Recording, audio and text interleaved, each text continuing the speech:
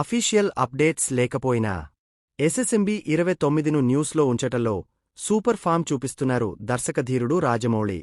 రీసెంట్గా నవంబర్లో big reveal అంటూ క్లారిటీ ఇచ్చారు జక్కన్న. ఇప్పుడు ఈ న్యూస్కు కొనసాగింపుగా మరో క్రేజీ అప్డేట్ ఫిలిం సర్కిల్స్లో వైరల్ అవుతోంది. సూపర్ స్టార్ మహేష్ బాబు హీరోగా దర్శకధీరుడు రాజమౌళి రూపొందిస్తున్న crazy project SSMB 29 official updates లేకపోయినా ఎస్ఎస్ఎంబీ 29ను న్యూస్లో ఉంచటంలో సూపర్ ఫామ్ చూపిస్తున్నారు దర్శకధీరుడు రాజమౌళి.